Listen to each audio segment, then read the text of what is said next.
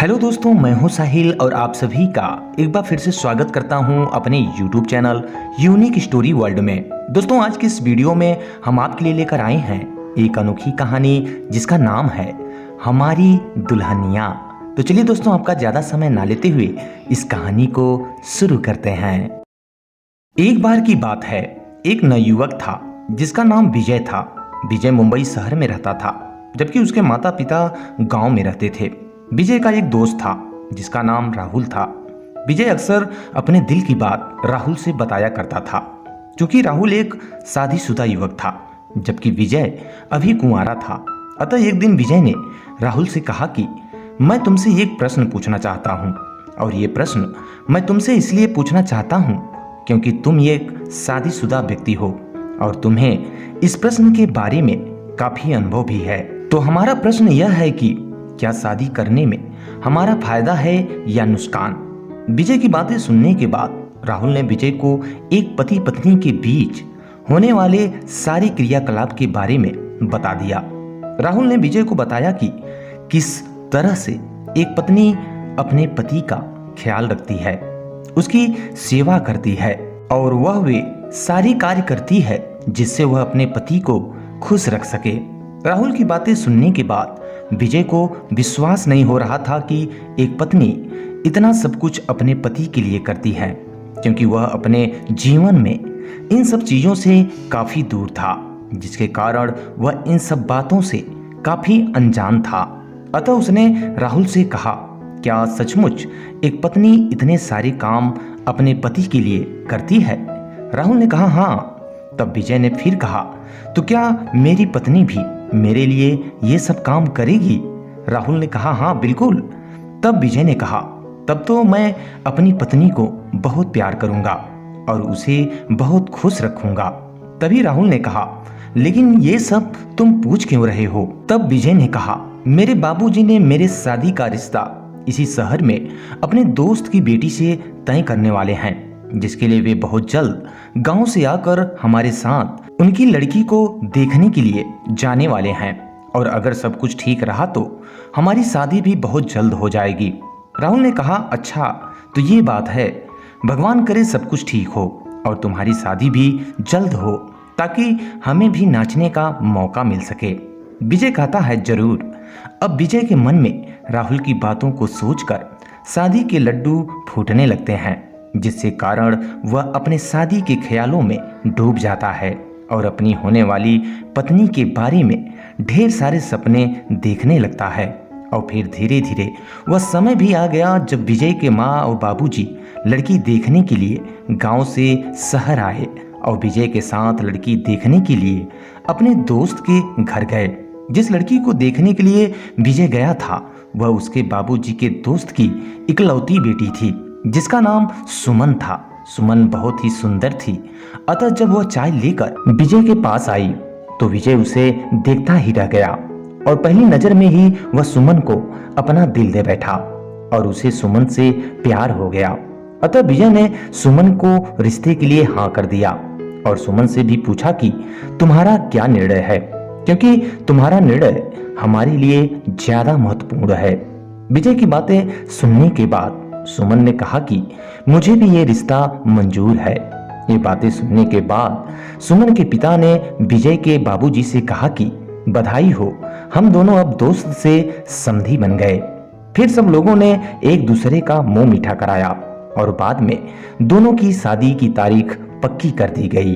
और फिर कुछ दिन बाद बहुत ही धूम धड़ाके के साथ विजय और सुमन की शादी कर दी गई। उनकी शादी विजय के घर पर हुई थी। विजय का घर शहर के घरों जितना बड़ा था। शादी की सारी रस्में खत्म होने के बाद दोनों अपने रूम में फ्रेश होकर अपने कपड़े बदल कर आते हैं। आज विजय और सुमन के शादी की पहली सुहागरात थी। अतः विजय के मन में अपने दोस्त राहुल की वो सारी बातें याद आ रही थी जो राहुल ने सुहागरात के बारे में विजय को बताई थी। अतः विजय उन बातों को सोचकर बहुत ही खुश और उत्तेजित हो रहा था, क्योंकि अब वह घड़ी आ गई थी जिसका इंतजार विजय इतने दिनों से बेसब्री से कर रहा था। अतः उसे समझ में नहीं आ रहा था कि वह क्या करे, कहां से शुरुआत करे क्योंकि वह डर रहा था कि कहीं सुमन उसकी हरकतों से गुस्सा न हो जाए। लेकिन फिर भी उसने सोचा कि राहुल उसे कभी गलत नहीं बताएगा, अतः उसकी पत्नी भी उसे जरूर खुश रखेगी और वह उसके वो सारे काम करेगी जिससे विजय को सुख मिल सके। अतः विजय ने हिम्मत करके धीरे से सुमन से कहा, आज से हमारी जिंदगी की नई शुरुआत है। और ऐसा बोलकर वह सुमन को गले लगाने की कोशिश करने लगा, लेकिन तभी सुमन ने उसे धक्का देकर अपने आप से अलग कर दिया। सुमन की ये हरकत देख विजय एकदम से सन्न रह गया। उसे समझ में नहीं आ रहा था कि आखिर ये हो क्या रहा है कि तभी सुमन विजय पर जोर से चिल्लाते हुए कहती है कि तुम मुझे जरा सा भी पसंद नहीं हो और मैं तुमसे प्यार भी नहीं करती, इसलिए मेरी तरफ से तुम कोई उम्मीद भी मत करना। ये बातें सुनकर विजय के सारे अरमानों पर पानी फिर गए और उसके दिल के हजारों टुकड़े हो गए। विजय काफी देर तक शांत रहा और सोचने लगा कहीं उसके दोस्त राहुल ने उसे इन सब के बारे में कुछ गलत तो नहीं बताया था, या फिर कहीं उसने जल्दबाजी तो नहीं कर दी। कुछ देर सोचने के बाद विजय अपने आप को संभालते हुए सुमन से कहा, सुमन, अगर ऐसा ही करना था तो तुमने मुझसे शादी क्यों की? मैंने तुम्हारे साथ कोई जबरदस्ती नहीं की थी। मैंने तो तुमसे पूछा भी था, तो फिर उस समय ये बातें क्यों नहीं कही मुझसे? आखिर मैंने तुम्हारा क्या बिगाड़ा था जो तुम मेरी इज्जत और मेरी जिंदगी को बर्बाद करना चाहती हो? इस बात पर सुमन बोली, मुझसे कुछ मत पूछो, बस 2-3 महीने एडजस्ट करो और उसके बाद हम डिवोर्स लेकर अलग हो जाएंगे। यह सुनकर विजय को बहुत धक्का लगा। उसका सारा संसार बसने से पहले ही उजड़ने वाला था। अतः उसने सुमन को बहुत समझाने की कोशिश की, पर उसने विजय की कोई भी बात नहीं सुनी और वह अपने फैसले पर डटी रही। विजय बोला, ठीक है, अगर तुम्हारी यही मर्जी है तो यही सही, पर क्या तुम मेरी एक बात मानोगी? सुमन बोलती है, क्या? विजय बोलता है कि मेरी एक छोटी सी मदद कर दो। जब तक माँ बाबूजी यहाँ हैं तब तक तुम यहीं पर रहो।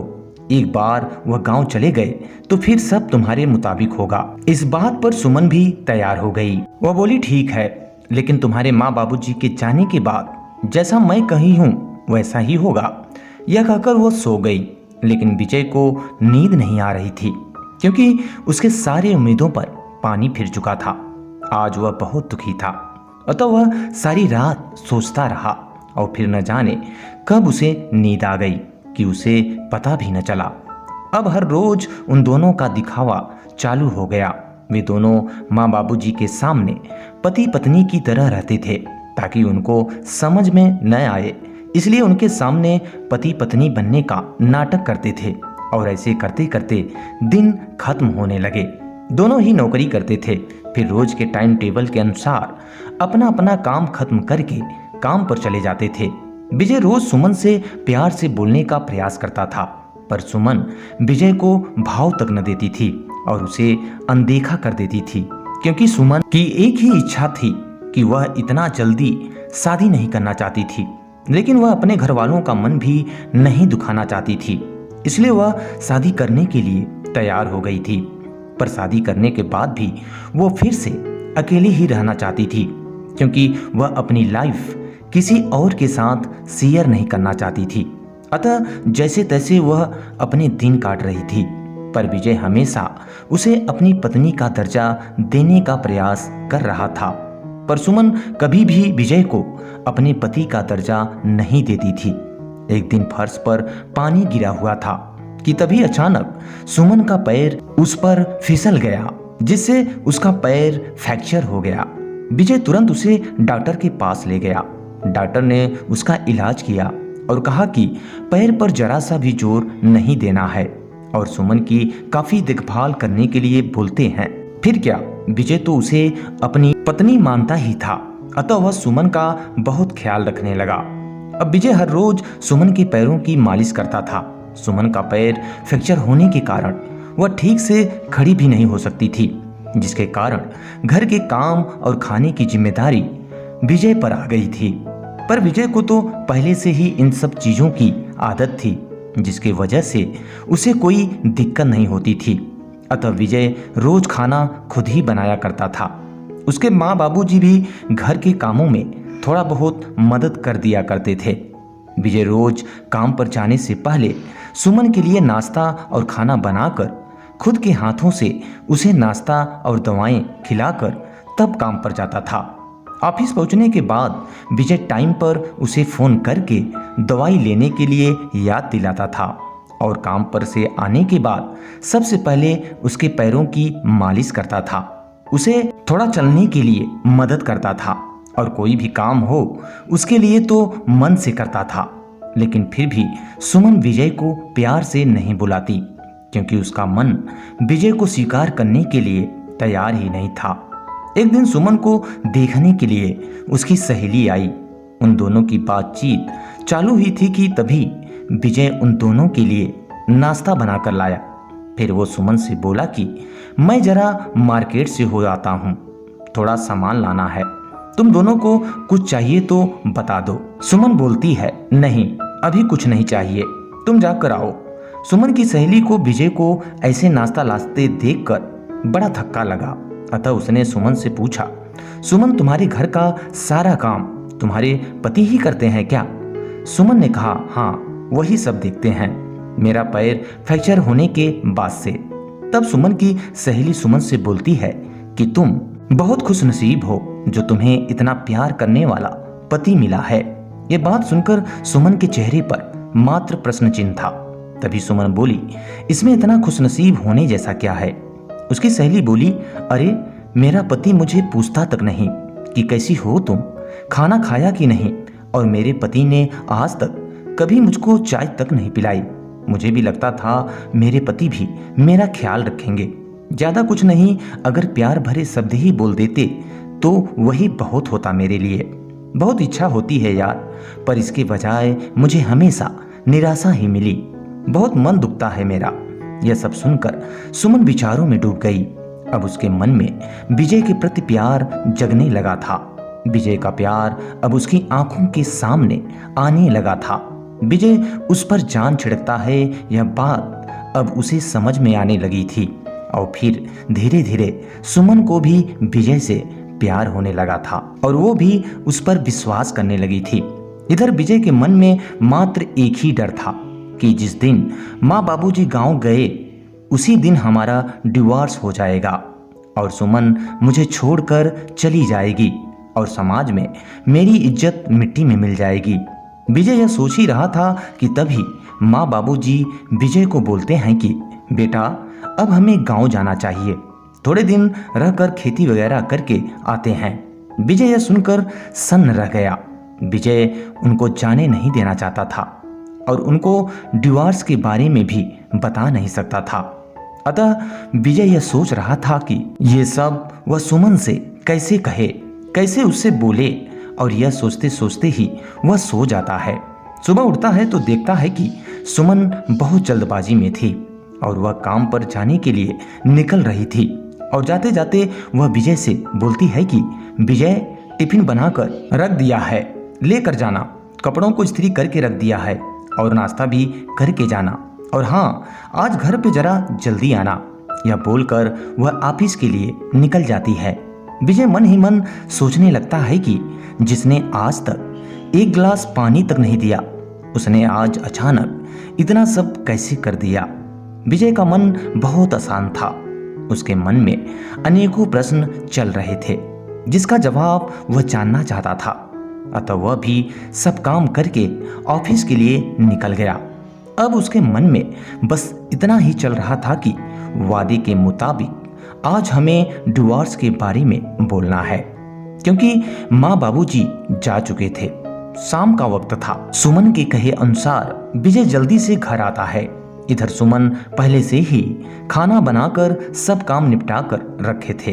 अतः विजय जैसे ही घर पर आता है, सुमन उसे चाय देती है। यह सब विजय के लिए नई बात थी। अतः चाय पीते पीते विजय हिम्मत करके धीरे से सुमन से पूछता है कि सुमन तुम ठीक तो हो ना? तुमने तो निर्णय ले ही लिया है मुझे छोड़कर जाने की, इसलिए ये सब कर रही हो ना?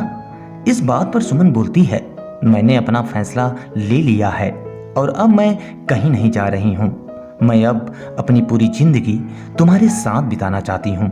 यह कहकर वह विजय को अपने गले लगा लेती है और बोलती है कि मैं तुम्हें छोड़कर कहीं नहीं जाऊंगी। मैं तुमसे बहुत प्यार करने लगी हूँ और अब ये हमारा रिश्ता कोई भी नहीं तोड़ सकता। जिंदगी में मुझसे बहुत बड़ी भूल हो गई होती अगर मैं तुम्हें खो देती तो। मैंने सुना था कि लव मैरिज करने वाले ही एक दूसरे को अच्छे से समझते हैं, लेकिन शायद ऐसा नहीं है, क्योंकि अरेंज मैरिज करने के बाद भी तुम्हारे जैसा इतना प्यार करने वाला पति मुझे मिला। यह मेरी बहुत बड़ी खुशनसीबी है। सुमन के मुंह से ये बातें सुनकर विजय को विश्वास ही नहीं हो रहा था। उसे लग रहा था कि मानो जैसे वह कोई सपना देख रहा हो। लेकिन आज उसे यह यकीन हो गया था कि उसका दोस्त राहुल सही कह रहा था कि एक सच्ची पत्नी अपने पति को हमेशा सुखी और खुश रखती है। अतः विजय के मन में फिर से शादी के लड्डू फूटने लगे और उसके सोए हुए अरमान फिर से जागने लगे। अतः विजय और सुमन अपनी पहली रात को पूरा करने के लिए एक दूसरे में खो गए। तो दोस्तों, इस वीडियो में बस इतना ही। उम्मीद करते हैं ये कहानी आपको पसंद आई होगी। अगर दोस्तों कहानी पसंद आई हो तो इसे लाइक करें और चैनल पे पहली बार विजिट कर रहे हैं तो सब्सक्राइब कर लें और बेल आइकन को जरूर प्रेस कर लें, ताकि हमारे द्वारा अपलोड किए हुए लेटेस्ट वीडियो का नोटिफिकेशन आपको सबसे पहले मिल सके। तो चलिए दोस्तों, मिलते हैं नेक्स्ट वीडियो में कुछ ऐसी ही इंटरेस्टिंग और अनोखी कहानियों के साथ। तब तक के लिए दीजिए इजाजत। Bye bye, take care and जय हिंद।